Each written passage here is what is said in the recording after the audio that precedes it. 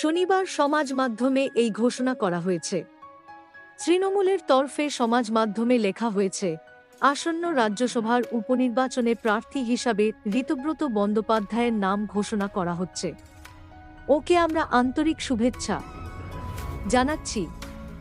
আশা করব উনি রাজ্যসভায় তৃণমূলের যোগ্য উত্তরাধিকার বহন করবেন এবং প্রত্যেক ভারতীয়ের অধিকারের কথা বলে যাবেন। অভিষেক বন্দ্যোপাধ্যায়ও সমাজ মাধ্যমে ঋতব্রতকে শুভেচ্ছা জানিয়েছেন। তিনি লিখেছেন, ঋতব্রত এই মর্যাদা পাওয়ার যোগ্য।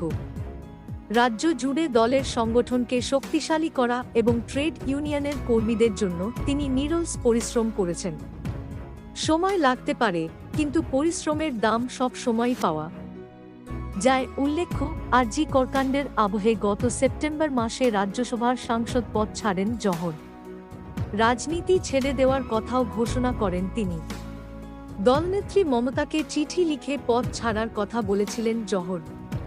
চিঠিতে জহর লিখেছিলেন, গত 1 মাস ধৈর্য ধরে আরজি কর হাসপাতালের ঘৃণ্য ঘটনার বিরুদ্ধে সবার প্রতিক্রিয়া দেখেছি আর ভেবেছি, আপনি কেন সেই পুরনো মমতা ব্যানার্জির মতো ঝাঁপিয়ে পড়ে সরাসরি জুনিয়র ডাক্তারদের সঙ্গে কথা বলছেন না। এখন সরকার যে সব শাস্তিমূলক ব্যবস্থা নিচ্ছে তা এক কথায় অতি অল্প